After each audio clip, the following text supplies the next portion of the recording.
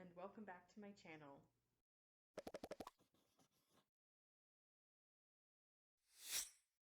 It has been so long that I don't even know how to do this anymore. I'm gonna have to relearn how to use my editing software, honestly, because I have not made a video since 2021 when I moved, and I have so much to update you on. First, obviously, I moved. At the time, I had been planning on filming like moving vlogs and videos of me getting settled into my apartment. And I was still like in the middle of like making a lot of videos at that time. Like that's when I was making my KonMari like cleaning videos. And then kind of just life hit me and there was so much stress and I just could not think about picking up a camera.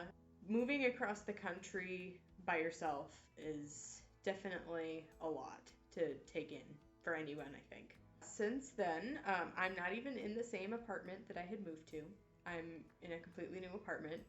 I'm married, which that's new, as you can probably tell from my name changing from Richards to Roland. And just overall, there's been a lot of life changes.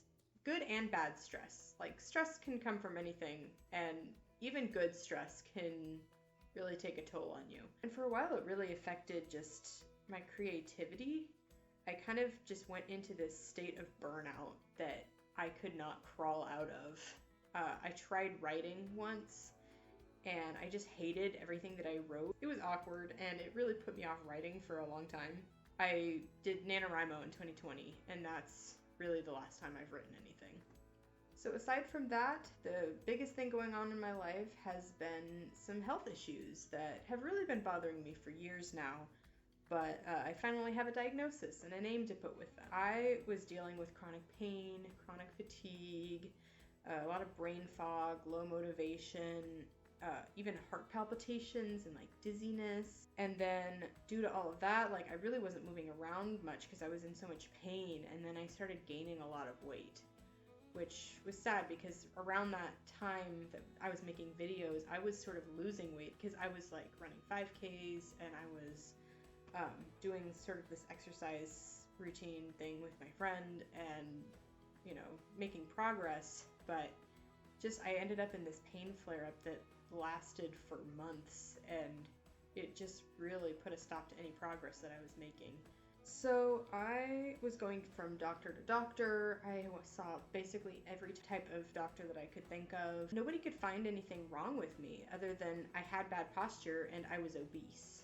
Like, my doctors tried telling me it was my hormones, it was that I wasn't eating right, but I knew there was something wrong because especially in my low back, I was feeling some like really bad sciatica pain and I just could not figure out why. It wasn't until I actually moved all the way across the country and found a new doctor and started doing my own research that I figured out what I had myself and got myself in touch with the right doctors who could actually diagnose me. When I was diagnosed with fibromyalgia, Ehlers-Danlos syndrome, and postural orthostatic tachycardia syndrome, which pretty much covers the majority of my symptoms, although there are still some symptoms that I think could be answered by mast cell activation syndrome, but I don't have an official diagnosis for that yet.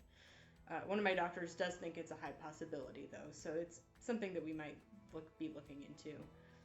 I'm not going to go into what all of those are in this video. If anyone wants to know more information, then I might make a video on it in the future.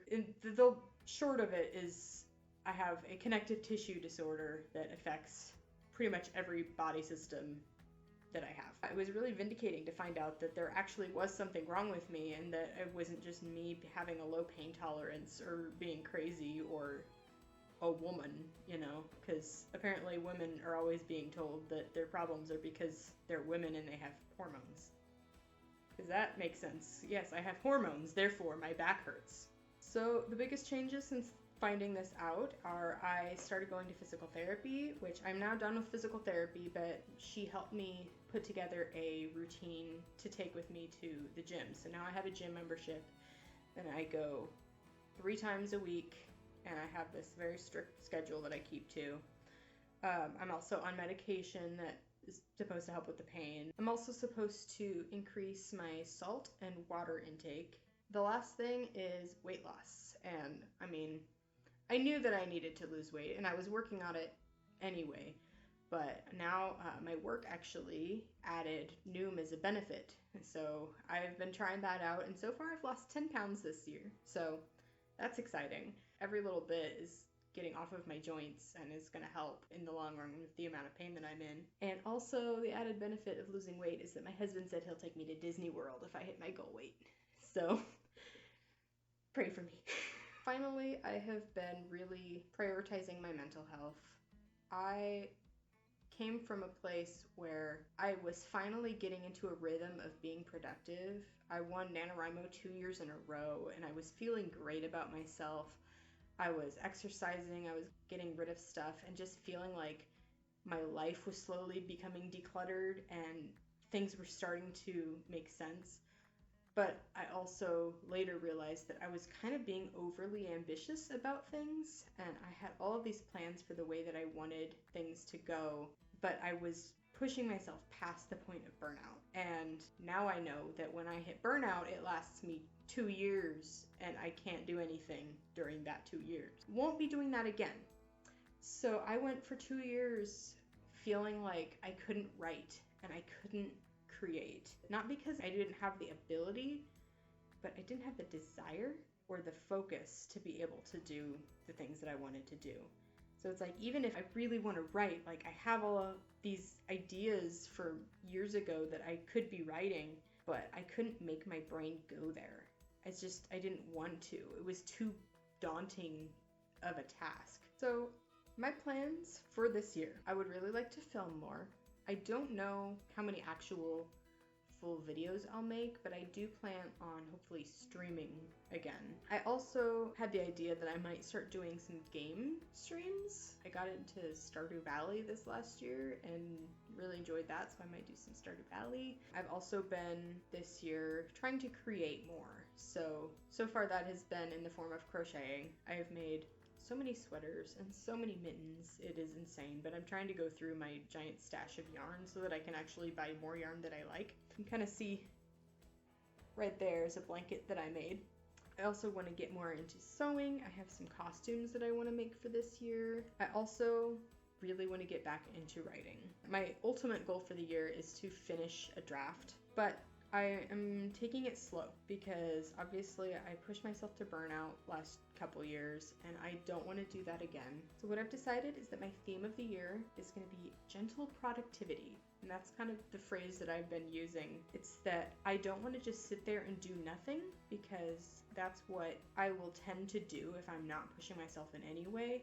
I will go from overly ambitious and doing everything to I will crash and then I can't do anything for months. But I also don't want to push myself too hard because I don't want to get to that point again. So what I've decided is that instead of forcing myself to write or giving myself like harsh deadlines and goals that I need to do, I want to just make an effort to increase my productivity in whatever way I feel I can at the time. Some days or weeks or months, it might just be I'm going to make myself read more often. Because even a few months ago, that seemed really daunting to me, just to pick up a book and force myself to read it, because I didn't have the attention span with how like easily distractible my brain was. Like I didn't have the focus to sit down and read a book. So I'm finally back out of that place and I can read again. So right now, my gentle productivity is I'm reading. And I discovered that through reading, I'm starting to get little flashes of story ideas, and it's honestly exciting. It's never anything like substantial, anything that I can like grab onto and actually write. Half the time I forget it like 5 minutes later, but just having that feeling again of like, oh, this would make a cool story. I haven't felt that in years. I used to be that way all the time. Like I was constantly coming up with story ideas and writing them down and getting 3 chapters in and then getting a new story idea and then jumping back and forth. And I haven't had any new story ideas in forever. So it's really nice to have that back. So yeah, gentle productivity can be reading more.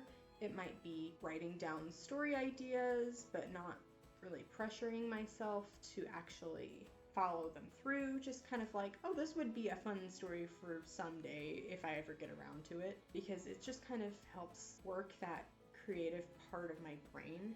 Some days it might just be I'm gonna crochet a pair of mittens that takes me a few hours. Maybe it's I'm gonna pull out my sewing stuff and start a project. Lately, things that I've been doing when I am struck by a creative mood is I'm gonna write a list of all the things that I want in my dream house someday. Random little things that help me feel creative. I'm just grabbing and running with it because every little bit makes me feel a little bit more like I can be creative, and it works that part of my brain that I need to start working again. So my ultimate goal is to finish a draft this year. Whether that's just a zero draft, it doesn't necessarily have to be fully fleshed out, or if I do get to that point, that would be lovely, but again, I'm not putting pressure on myself to get it all the way finished. I just want something that is a story all the way through. So for these first few months, my goal is just reading things that make me feel excited about stories and excited about the type of story that I want to write. And then after that, it's writing story ideas. And then after that, I will start making more of an outline and like planning out the story. I'm hoping that by Camp Nano in July, I would love to have enough motivation to at least get some words on a page. Whether it's just a couple of my favorite scenes, just enough to get sort of a flavor of what the story is supposed to be, even if I'm not writing it all the way through. And then at the end of July is my birthday, and my husband said that for my birthday present, I am going to be able to work with a ghostwriter, which I thought long and hard about. I've heard so many good and bad things about working with ghostwriters, and so I've sort of come to the decision that I want to give it a shot. I don't necessarily have to keep whatever is written by a ghostwriter, but I really want to see my story on a page and just be able to read it without it being stuck in my brain where I can't access it. And then I plan on going back through during November, NaNoWriMo, and rewriting it the way that I would want to in my own voice and my own style. I'm not sure how that process is going to look like. I don't know if I'm going to actually work with an actual ghostwriter, or there's some people on Fiverr who have gigs that are similar to ghostwriting, but it's really more just like they'll brainstorm with you, or sometimes they'll write opening hooks for all of your chapters to sort of give you somewhere to start from. I'm probably going to play around with a few different services and see what's going to be the best fit for me, because I really like the idea of writing it fully myself, but I feel like I need help. Maybe I could actually write the story, but I don't think it would have a good effect on my mental health. And I think it's important to be able to look at what you're capable of in a healthy way. So I'm gonna find help because I want my story to be written and I'm tired of waiting.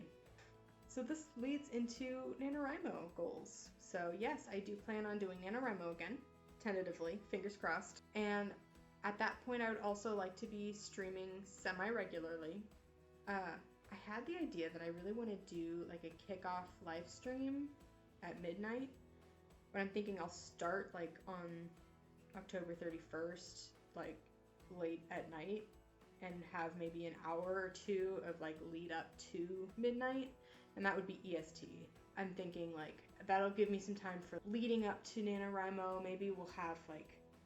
Maybe I'll have guest stars on the channel. I'll do like author interviews. Maybe we'll do some writing games. And then once midnight hits, then we'll start with sprints and get serious and start writing. Let me know if you think that would be fun, or if you would want to watch something like that, or even if you'd like to join me on screen. I'm really excited to be back. I don't know how often I'm going to upload anything, but it's good to be back in some capacity. Thanks for sticking with me this far if you're still watching, and I will see you next time.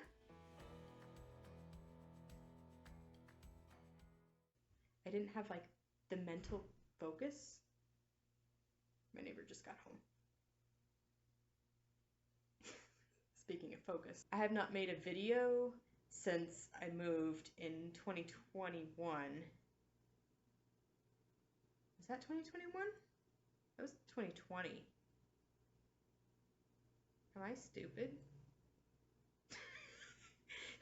When did I move? That was 2021. Yeah.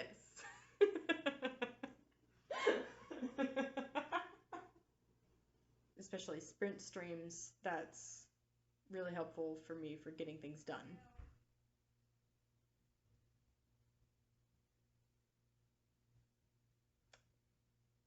Neighbors.